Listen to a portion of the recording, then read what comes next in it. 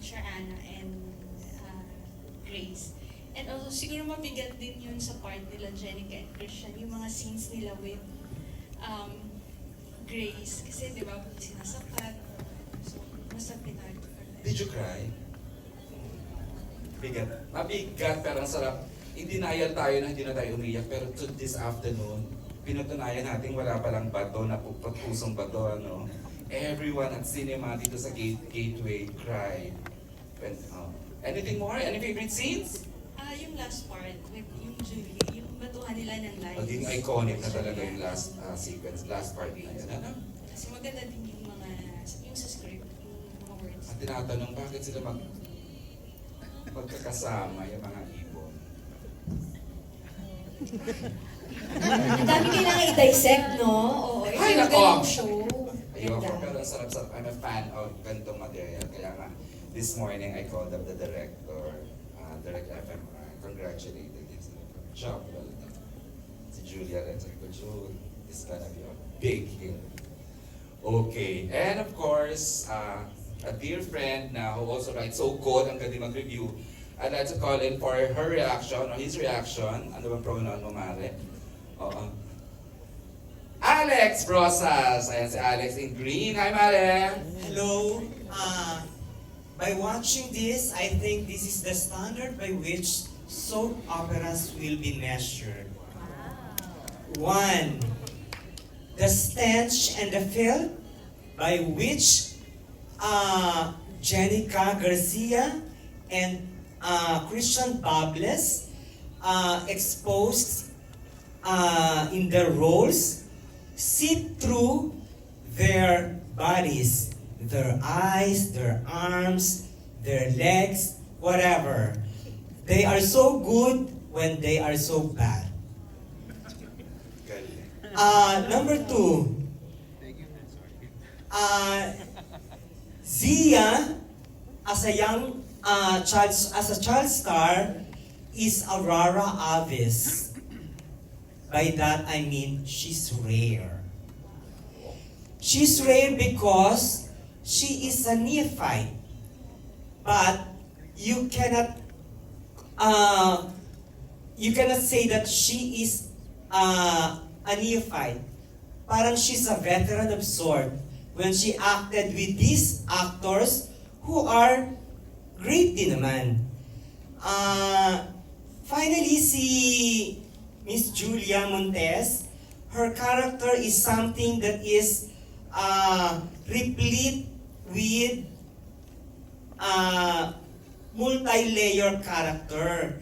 Hindi pa absorb ng manonood kung ano talaga ang magiging siya after siguro mga ilang episodes pa, di ba?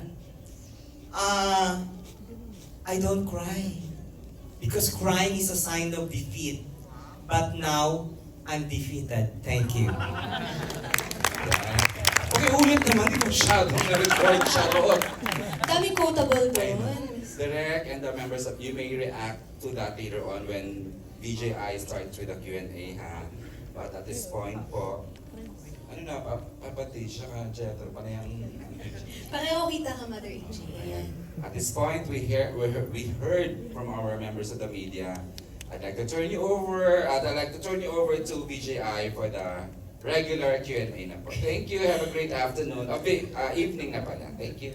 Thank you, Mother EJ Salud. And of course, sa lahat ng mga members of the press who gave their reactions at sa lahat ng mga nanood dito. Hello sa lahat ng mga nandito ngayon in support of Saving Grace. Palakpakan naman po natin muli ang cast, directors, and creative manager ng Saving Grace. Napakaganda po.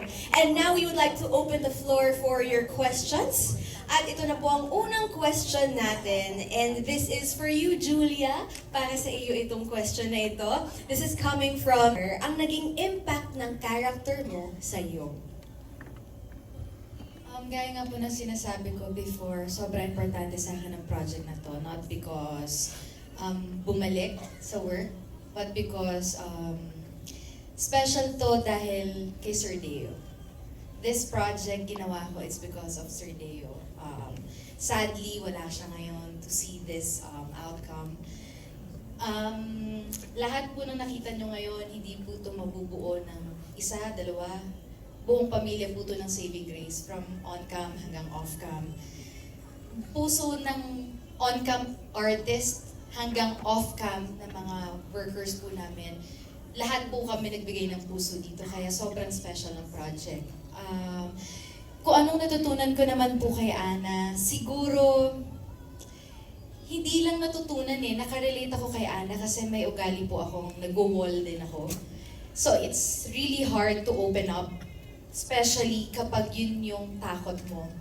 And with Ana, yun yung, kaya hirap na hirap akong i-portray yung role, especially the first episode na nakita nyo. Kasi ang hirap magpigil, especially kung nakita nyo na yung galing ng bata. Sobrang inosente, sobrang raw. Tapos kapag umiiyak na siya, kailangan kong pigilan na huwag ako madala kasi kailangan maklaro ko sa tao na hindi ako emosyonal na tao kasi ang dami kong pinagdaanan, hold up akong tao. So ang hirap-hirap nun. So parang ang dami lang factor na natutunan ko kay Ana sa pagpapatawad, sa pag-open, sa ang pagmamahal wala palang measure, talagang malalim. Hindi lang sa pagiging ina, sa pagiging anak, sa pagiging kaibigan, sa pagiging kung ano man yung relationship na meron ka sa buhay mo. Malalim pala talaga siya. So ang love talaga sobrang laking factor sa buhay natin. So, yan. Wow. So hindi lang talaga sa acting yung naging effect ng show na ito para sa'yo. Talagang sa iba pang parts ng life, di ba? Ganun kalaki yung impact ng Saving Grace. Thank you very much, Ms. Julia Montes. Ngayon naman, this is for bilang ina, ano ang gagawin mo kapag may nakilala kang bata na inaabuso ng magulang? Hindi ko siya kikidnapin. Hindi ko siya. Sobrang, sorry, nare-relate ko kasi yung nangyari kay Ana. Pakiramdam ko, kahit naman hindi ako isang ina, at sana ganun din yung lahat ng tao, di natin kailangan sana ma-experience magkaroon ng anak para malaman kung ano ang tama sa mali. Para magkaroon ng lakas ng loob na lumapit sa mga taong mas may alam kung ano ba at paano solusyonan ang mga bagay. Kasi iba din kasi yung child abuse. Kumbaga sa ibang bansa, may makita ka lang na batang nagtitinda, child abuse na yun, pero dito sa Pilipinas, we see it everywhere. And minsan kahit kausapin natin sa kanila, parang na-ingrain na rin na normal na lang yung ginagawa nila. So, syempre dyan, kasama dyan yung prayers, pero syempre, kilos-kilos din. Huwag tayong magtatakip ng tenga, hindi tayo wala naman akong connection dyan lalo na kung first hand mong na-experience at nakikita. So ikaw, you're someone na who would do something, talagang magte-take action kapag may nakita kang bata na inaabuso. Yes, take action talaga. Kasi ang salita ng naawa ko, sana maligtas ko siya. Salita lang naman yun hanggat hindi mo ginagawa ng paraan. Napakalayo dun sa character mong kinaiinisan namin kanina pa. Oo. Sundutin ko na rin, Jenica, kasi nga ang daming talagang, kayo ni Christian, talagang inis na inis. Thank you. Sorry po. But I guess hindi ko maililipad yung character if not because of our directors, Direct FM and Direct Dolly and si Danix na talagang nagbigay ng oras para sagutin lahat ng mga tanong sa isip ko kasi nung una ko tong ginagawa, para akong sabog. Hindi ko alam kung paano ilalapat yung mga paa ko dun sa shoes ng character. But sa patience nila, umokay naman, awa ni God. Thank you. Salamat. Yun. Thank you po. Mas pagrabe pa po ito ng pagrabe. Sana wag niyo akong pukpukin ng payong sa labas. So wala pa tong napapanood namin, wala pa yon. Abangan nyo pa. Wala, may tataas pa yung sungay ko dito. Ay! Yes, Jenica. Handa ako sa bashing. Parang pakiramdam ko kapag hindi ako nakakuha ng bashing, baka hindi ko nagawa ng tama yung trabaho ko. Sana talaga sulit. Kasi yung role ni Sarah talagang mentally draining. Yeah. Sobrang gusto na namin Mentally draining talaga siya. Yung ang hirap kapag ilalagay mo yung sarili mo sa posisyon na kailangan mo ng lalaki para mabuhay. Na parang trinabaho mo na hindi maging ganun. Trinabaho mo yung lakas mo na kaya kong tumayo mag-isa, tapos ibabalik mo yung karakter mo sa isang babae na hindi kayang tumayo sa sarili niyang paa kung wala yung nobyo niya. Ang hirap. Yung feeling kong taon kong pinaghirapan na pagtagumpayan dahil sa isang proyekto, kakalimutan mo na lang ulit para magawa mo ng wasto. Yun. Kumbaga taliwas to sa values mo as a person, pero para sa karakter, kinailangan mong ilagay yung sarili mo ulit dun sa ganung sitwasyon. So, grabe yung sakripisyo na yun, no? Na ginagawa ng actors natin sa Saving Grace. So, we can see na hindi lang to basta-bastang congratulations dahil napaka-effective, oo, at sobrang believable talaga pag pinapanood namin kayo. Okay, thank you for your sacrifices. Yes, hindi madali yung ginagawa ninyo. And this time naman, let's go to Mr. Sabi ng nagtatanong, oo, Sam, ano ang mga pinaghuhugutan mo ng inspirasyon para maisabuhay ang karakter mo sa Saving Grace? O, di ba sa'yo talaga napunta yung malalim na Tagalog sa, let me translate. Ano yung hugot ko para sa character ko? Where do you draw inspiration from to bring life to your character? No one specific actually eh. And salamat sa mga press na nandito and sana na nag-enjoy kayo. And para alam nyo, sa second episode, dun kami lalabas ni Ate Shawi, ako, and Elise. But yung hugot ko para sa character ko, actually wala namang tao. I mean, there's no one that I'm grabbing my inspiration from. I actually, sa mga directors namin actually, yung si Direk FM, si Direk Dolly, Hindi ko bitter ka dito. Ex lang. and kahit pa paano na nakaka-relate ako sa character ko. Yung moral compass niya, there's other things na hindi ko pwedeng sabihin kasi magsaspoil yung kwento about the past. But there's a lot of characteristics kay Julius at ako that I can actually relate to. So kahit pa paano, I'm able to use myself in a way to relate to the character. So, bawal pa po sabihin kung ano yung character niya, no? Basta episode 2. I feel like yung mga gusto kong sabihin, may spoilers eh, so... Tagalog kasi yung tanong na. Grabe naman. Pero basa na ako. And then, pumulong na si Miss Danica. May surprise kasi ng mga connections. Hindi pa talaga, para lang sa maganda yung experience natin. Para sa atin din to, di ba? It's for our own good. Para maganda ang ating viewing experience, huwag nating i-spoil. Tama naman. Okay, now this next question is for Miss Danica Domingo, Direk FM Reyes, and Direk Dolly Dulu. Okay. Japanese yung original version sa Filipino version kasi kailangan maramdaman natin yung touch ng pagiging Pilipino ng material because it's an adaptation. So yun. Second, the biggest thing, when they were presenting it to me, sabi ko, oh, the story sounds familiar.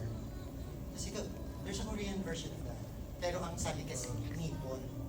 So I didn't know na ang original pala yung Japanese. So right after the presentation to me, pinanood ko na, and then I learned that there's a Turkish version yan ng advocacy ko lagi. No? Kahit sinasabi nyo, maski yung mga kontrabida, parang ganun, di ba? Yung nakakagalit. Napakadelikado kasi ng material. Kaya, kinailangan naming latagan ng malinaw na kwento, yung bawat character. At makikita mo pag natapos mo yung series, may kumpletong journey yan. Wala kaming isang pinabayaan. Kasi, the source of the wound of each character is, yung coming from this poverty of being unwanted. Yung sugat na itanim sa'yo, yun din yung ginagawa. that is a very good example of a wound. Knowing Julia as an actress, she's very giving. Yung nag-explain pa lang ako, umiiyak na. Nag-rehearse kami, umiiyak na. And then the discipline to cut off the emotion and go to the character, it's so difficult. Kaya yung ending, umiiyak ka sa bata pero ang strong nung kumukulong emosyon kay Julia na aalis ba ako. Na Danica earlier mentioned about the hard choices. Direct Ali expressed a very good synthesis of the inner journey of Julia. Yung gumawa siya ng isang bagay, dinesisyon na niya sa moment na yun. Pwede mong tignang mali, pwedeng may tumingin ng tama. Pero ikaw, pag nakaharap ka na sa punto na you have to save somebody, you have to love somebody, you have to do something. Hindi mo alam kung anong tatakbo sa isipan mo, kung saan ka aabot na desisyon. So, that is a very, very, hindi lang extra mile. Ang hirap gawin. Ang laki-laki kasi, pag may iniwanan kaming isang bagay na hindi maipaliwanag, susugat yun doon sa manonood. If our advocacy is, to embrace the abandon, walang exclusion. Yes, ang ganda, no? Grabe talaga yung extra mile. Hindi lang, kumbaga, ginaya yung ibang versions. Ito talagang pinag-isipan bawat character, may arc, at talagang tatapusin. Nakaka-excite. Kasi hindi tayo mabibitin sa ending. Yes, go ahead, Direk Dolly. Yun, siguro dadagdagan ko lang yung sinabi nila. Feeling ko, sa ibang versions kasi ng character, that particular moment, ganito yung point of view nila doon sa nangyayari. And I think doon kasi magaling yung Pilipino, di ba? Doon tayo magaling, doon sa, minsan kahit yung mga audience, hindi mo man kailangan i-explain, pero i-explain ko.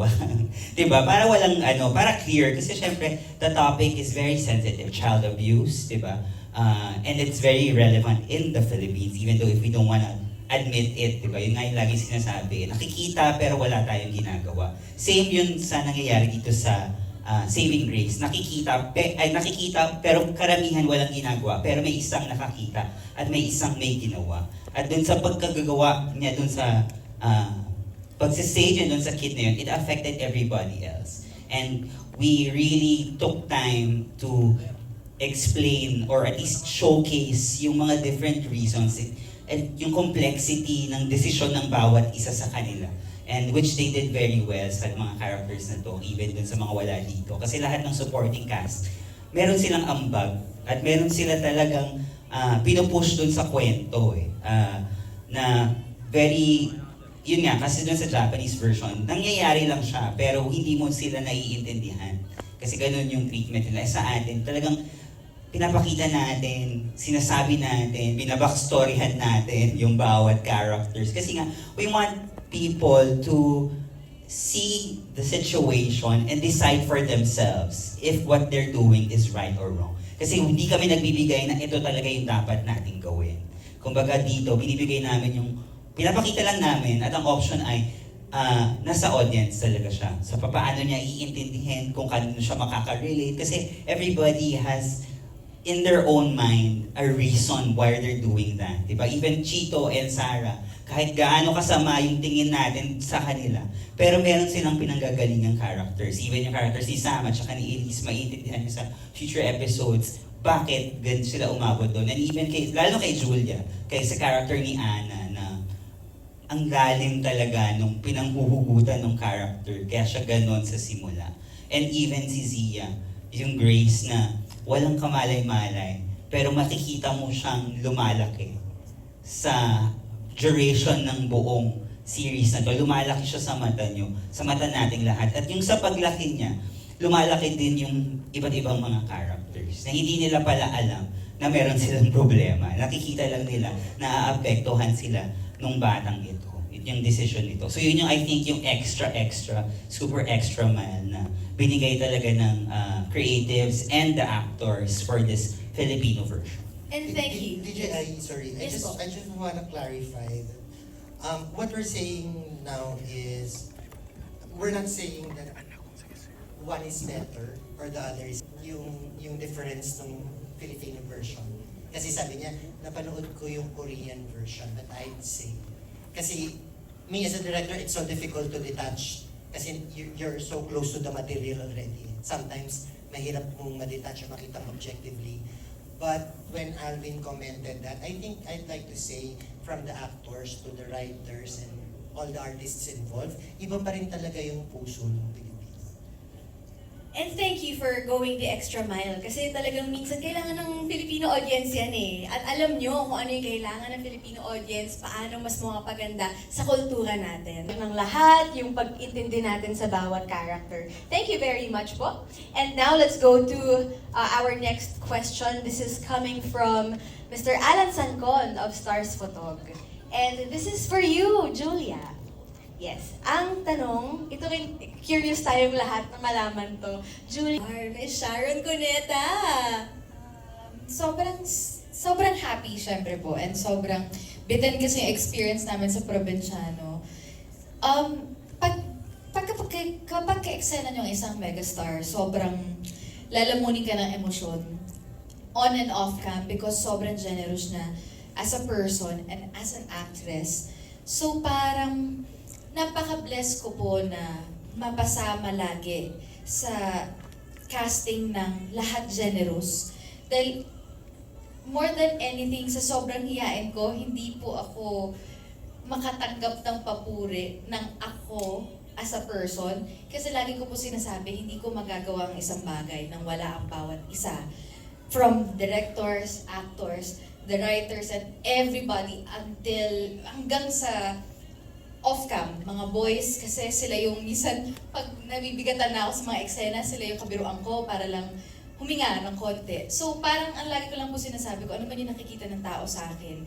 Hindi ako yun lang. Maraming factor ang tao. So with Miss Megastar, hindi ako nahirapan kasi makita ko pa lang yung mata niya, talagang bubuhos na yung emosyon. And malalaman nyo sa story kapag napanood nyo kung bakit ko sinabing napaka-generous. Kasi umabot sa punto pong hindi ko na kailangan rin mag-motivate. Tignan ko lang siya, iiyak na ako. Kasi ganun siya ka-generous as a person. So, napaka-swerte ko lang po talaga. Ayan. All good words from Miss Julia Montes about Miss Sharon Cuneta. Excited na kami mapanood yung eksena niyo together. Nabitin kami dito sa pilot episode, pero aabangan po natin yan. Again, sa Prime Video po, Saving Grace. Thank you po sa inyong question, Mr. Alan Sancon. And now, let's proceed to Jeffrey Olila Bar TV. This is for Christian. Okay. Ako rin po yung magbabasa ng question. Oo. Sorry. Alam ko, naghahanap ko dyan. Ako rin magbabasa. So, Christian, napaka-flexible mo. Kasi every role na ginagampan to. Paano mo pinaghandaan ang role na ito bilang si Chito na isang bad guy? Una po siguro, hinanap ko yung tao, yung puso kay Chito. Kasi hindi, ako po kasi naniniwala ko, hindi, ang isang tao, hindi siya pinanganak na may sungay na. Hinubog siya ng mga tao sa paligid niya, hinubog siya ng mga pagkakataon sa paligid niya. Ayun yung, though,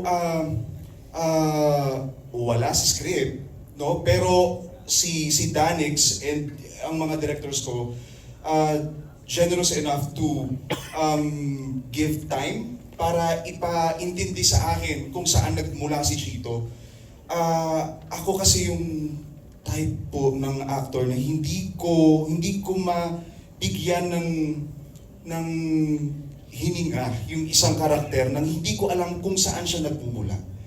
So, yung kanina nabanggit ko, at first parang nangangapa ako. Hindi ko alam kung paano ko ibubuhayin yung karakter dahil ayoko naman nung basta ka lang masama. Ayoko lang ng basta demonyo ka lang. Gusto ko kahit siguro hindi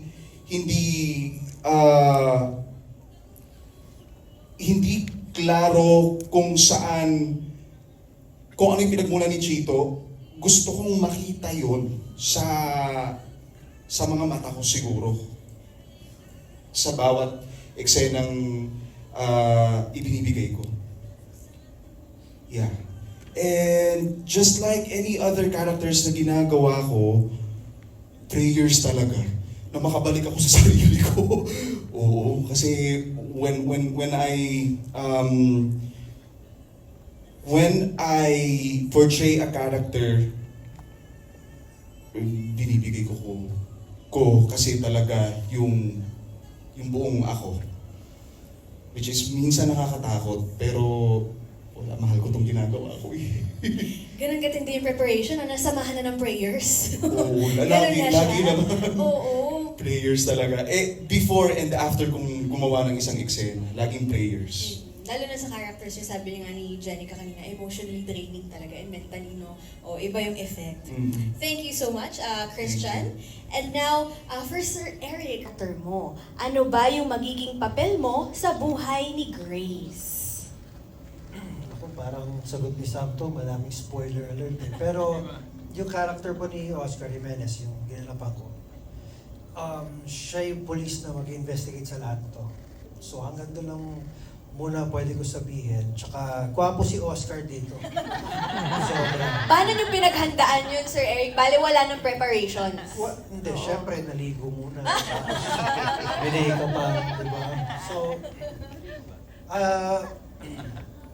basta maganda yung... at first kasi, nung sinabi sa akin na police yung role, okay, police. Tapos, nung nakausap ko na si Direk FM, nung nagbasa na ako ng script, sa 30 plus years kong nagtatrabaho, nagbasa na talaga ako. Hindi, syempre, di ba, trabaho lang, pero this time, kin-explain sa akin nila direct na yung karakter mo, ikaw yung pinaka, lahat ng sagot na hihintay ng audience manggagaling sa'yo. So doon ako na parang talaga, nung binasa ko na, oo nga. Oo nga, kailangan ko na ayusin. So, ayun. Pero this time, dahil alam ko magaling naman ako artista, pero... Wala kami doon. Then this time, nag-surrender ako. Direct, guide niyo ako. Direct, kung ano yung dapat kong gawin. Hindi ako magmamarunong dito, turuan niyo ako. Kahit sa cast, lalo na kay Christian, pa nag-i-eksena kami, nag-uusap muna kami, pinag-uusapan namin, paano mo gusto? Paano natin gagawin to? Anong energy mo hanggang saan tayo? Para mag-in sync. Kasi minsan sa mga iba, it's usually magaling yung isa, hindi naman masyado, hindi pumapantay yung eksena. So kami, kung mataas tayo, kung mababa tayo. Ganun kami mag-usap, tsaka nag-aalalayan talaga kami. So I'm very proud of this show na to. Looking forward talaga na mapanood. Ayun lang po, maraming salamat. And thank you sa lahat. Ay, additional info dun kay Eric. Outnumbered kasi dahil puro mothers eh. Nasa kwento. He carries the story of the fathers. So, maraming tatay yung nakaka-identify sa kanya. Ngayon mo lang nalaman, Eric. Dali! Nagulat, nagbasa ha? Alam ko na mention naman. Nagbasa naman ako na script. Ang cute. Pero yun nga, no, hindi lang bale yung creatives or team behind it yung nag-extra mile. Kahit ang actors natin, kita natin ngayon, di ba? May mga iba silang ginagawa sa mga usual nilang ginagawa sa ibang projects. Dito may extra mile, may pag-uusap sa anong atake natin dito, di ba? Ang ganda mga... May prayers din, oo, di ba? Ang ganda malaman itong mga behind the scenes na kwento. Thank you po for being generous with your answers. Okay, ito naman for Elise! Alam ko medyo mahaba ang afternoon and gabi natin, but thank you all for being here. Ito na ang iyong question. Parang beauty queen na. Here's your question, Elise. Marami ka na rin karakter na nagawa. Pero, ano ang pinagkaiba ng role mo sa Saving Grace sa ibang nagawa mo na? I think every role na natatanggap ko recently, mas mas nakaka-connect ako sa kanila. Mas natutuwa ako actually kasi mas nagiging mature yung, in a sense na hindi kailangan magpakita ng, skin. More skin doesn't mean more mature roles. So natutuwa lang ako kasi nabibigyan ako ng role na hindi kailangan ganun, pero makikita mo na nagmamature yung bawat character na binibigay sa akin. Which, laking pasasalamat ko din syempre. Yun nga kay Sir Deo, Dreamscape, because ever since sila yung nagtitiwala. And, ayun, masasabi ko lang kay Jessica, mas dito ko nakakonect sa isang character. Dito ko naramdaman yung all kinds of emotions. And actually sa personal kong, sa sarili ko, mas meron akong na-discover sa sarili ko dahil ginawa ko tong character na to. Well, mukha talagang naging mind-blowing and life-changing ang Saving Grace para sa lahat ng ating cast members. So we're very, very happy to see that and we can't wait to meet your character, Elise, in the episodes to come. Alright, now we're down to our letters throughout your career. How does this role in Saving Grace push your boundaries as an actress? And if you can share your unforgettable scenes and why? Dun sa last question po na unforgettable scenes, mahirap kasi para sa akin lahat ng scenes sobrang tatak, sobrang importante at sobrang mahalaga.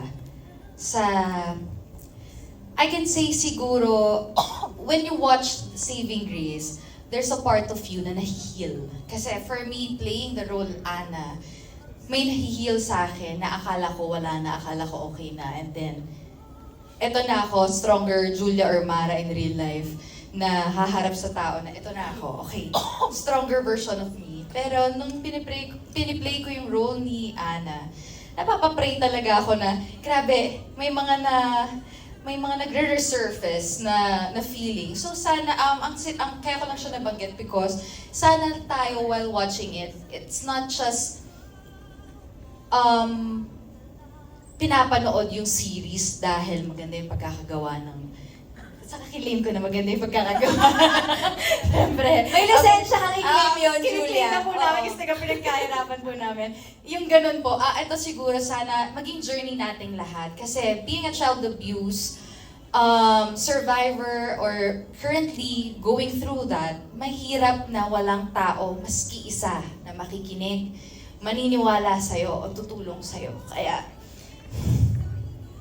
Kaya yun, sana pag nakakakita tayo ng whatever scenario, don't be scared to help or even ask if are you okay because it's really malaking bagay para sa taong yun. So, yeah, let's just be kind. Yun. Kanina nga, naalala ko dun sa sinabi mo yung tinanong ng bata, naniniwala po kayo sa akin? Diba? Oo. So, malaking bagay. Na-insert na naman yun ng ating magagaling na creatives sa storya. Julia, sorry, may isa pa kasing may isa pang question. Pero sige, rest ka muna dyan. Dito muna tayo sa ating next question. Okay? Okay. So, the question is, gaano kagaan o kabigat ang role mo sa Saving Grace bilang abusadong magulang ni Mary Grace o bilang isang kontrabida? Medyo napahagingan nyo na to kanina na talagang napaka-bigat nga nito at mentally draining. But would you like to expound on this? May gusto pa ba kayong i-share? Umabot na ba sa pagbe-breakdown ito dahil sa bigat? Mabigat dahil it's like a representation of my napagdaanan ko kasi yung mga napagdaanan ni Grace. Yun, dati na ako din ay nakaranas ng physical abuse. Emotional, verbal, mental abuse. At yung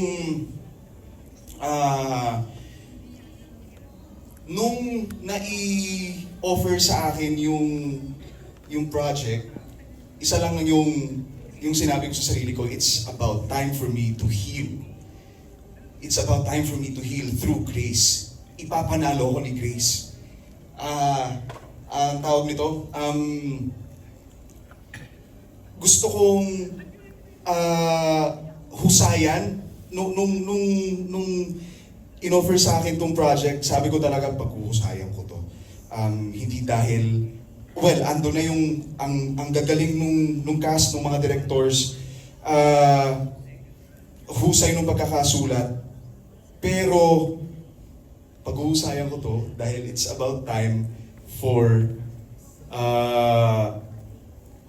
people like Chito to be seen and to be heard. Kahit wala doon sa script kung ano yung pinanggalingan ni Chito, pero sana yung mga bata na kagaya ko, kagaya ni Grace before, ay may panalo ng serye na ito, na at the end of the tunnel, merong liwanag talaga. Meron at meron. Napakalalim pala ng pinaghuhugutan ni Christian for this role. Thank you for sharing that. Hindi madaling aminin yun, no, sa buong mundo. Pero inamin mo dito, Christian, thank you. And sana nga ganyan din yung ma-feel ng lahat ng mga dumadaan dyan o may pinagdaanan na katulad ng pinagdaanan nyo pag napanood nila itong Saving Grace, mag-heal. Thank you, Christian. Okay, now let's go to our next question. We're down to our last two po. This is for Patok sa Filipino audiences. Ano kayang differences ng adaptation from the original? So kanina, na-discuss na rin to, no, na yung para lang mai-adapt ito sa Filipino audiences. So ano na lang siguro po yung differences daw? Version at sa Japanese version. Tapos, katulad ng dinidiscuss kanina ni Direk FMR, pag tinignan nyo kasi yung original version sa Japanese version, ang tinitignan mo lang na track, yung character ni Anna and ni ano. But dito, meron siyang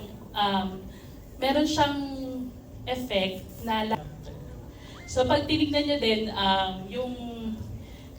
may reason bakit Saving Grace yung title niya. Kasi may mga characters na Grace din yung pangalan. So it's a different way of saving each time. So yun. At saka yung pag-Philippinize, kung mapapansin nyo, kung may nakapanood po yung Japanese at yung Korean, abuse. Kasi culturally po kasi sa ibang bansa, nangyayari yung child abuse na walang nakakaalam halos. Pero kasi kultura nating mga Pilipino, yung komunidad, na kahit sabihin nyo na mga marites yan, na mga meron silang nakikita. So parang inaano rin din namin, pag nakakakita nga tayo ng abuse as a community, so yun. Tsaka pinakita din natin dito yung ganda ng Pilipinas. Yung di ba yung parang ganda ng relationship ng mga Pinoy. Di ba yung like for example sa character ni Miss Fe de los Reyes, yung gano'ng ka-importante yung support system for each character. Tsaka mas pinaangat natin dito yung story of healing, katulad yung sinasabi ni Julia. Kasi parang yung intention naman yung show, hindi lang para magpaiyak. Gusto din namin as storytellers na yung mga nanonood, magkaroon din sila ng pagtingin sa buhay nila, especially after lahat ng nangyari sa atin after the COVID. Ayun, sa lahat ng mga dilubyo na pinagdaanan natin bilang mga tao, yung mag-take effort tayo to our own healing para hindi natin mapasa sa iba yung pain. In terms of action scenes, in terms of confrontational scenes, ganyan. So yun yung feeling ko aabangan din ng mga tao, especially 'di ba maghaharap-harap yung mga Sharon, Janice, 'di ba? lahat ng mga inaabangan yung characters na artista din. So meron silang mga highlights. So yun yung mga dagdag din. So kahit napanood nyo na yung ibang version, ang daming aabangan pa ditong bago. Ang daming differences. Ang gustong-gusto ko talaga na parang, hindi ko alam kung in-adapt nyo ba yun sa Pinoy. Dun ba sa original, may buntis talagang teacher? Kasi, very ano yun, di ba? Very Pinoy. May teacher ka lagi na buntis. Oo. Di ba? Back mo sa prime time ngayon. Kilala ka rin bilang isang magaling na aktres sa bansa. Ano ang mga ginawa mong paghahanda para sa biggest comeback na ito? Welcome back, by the way. Palakpakan naman natin si Miss Julia Montes. Napakaganda ng kanyang comeback na ito. Actually, preparation, yun nga sabi ko nga po, napakaswerte ko na hindi ko naman nagagawa to kung wala ang bawat isa. So, sa preparation part, kung paano siya i-arte, wala humuhugot ng focus sa mga co-actors ko talaga. Pero emotionally, nag-prepare kasi, gaya nga na sinasabi ko, napaka-special ng project na to. Kumbaga sa kasabihan nga, medyo close to home.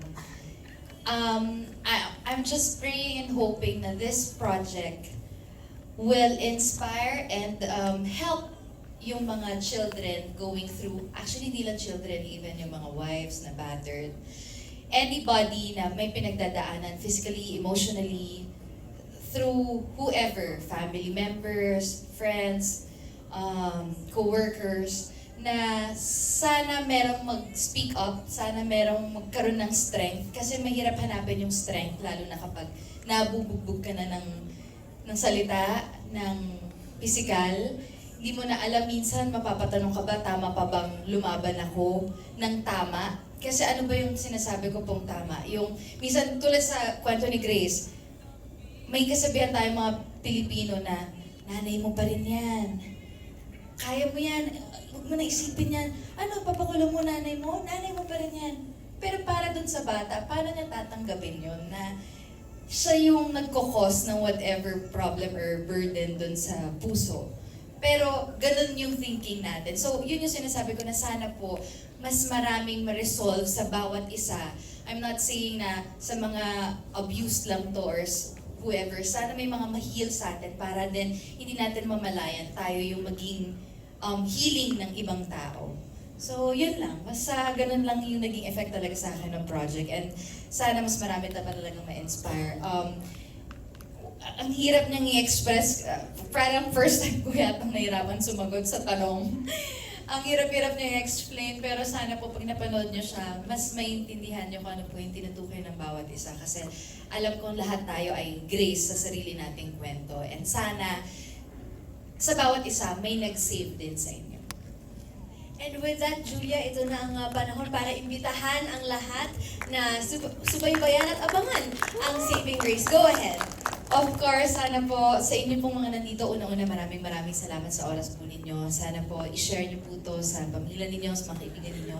At sa mga nanonood po, maraming salamat. Sana po supportahan ninyo po ang Saving Grace November 28 na po sa Prime Video. Marami pa po kaming gustong i-share sa inyo, pero sana po maintindihan niyo kung ano pa po yung gusto namin ibahagi sa inyo pag napanood niyo po itong series na to. Maraming salamat po ulit. Thank you very much. And now, I invite everyone to please stand for a quick photo op. Kasama po ang Mga kapamilya, ito ang seryeng dudurog sa puso ng bawat Pilipino. Inihahandog ng ABS-CBN Studios, produced by Dreamscape Entertainment, directed by FM Reyes and Dolly Dulu. Saving Grace exclusively on Prime Video. Simula ngayong November 28, catch 2 episodes every Thursday. Maraming salamat po sa lahat ng mga tumutok sa ating live stream. Muli ako po si Ai de la Cruz. Subaybayan po natin Saving Grace November 28 exclusively on Prime Video.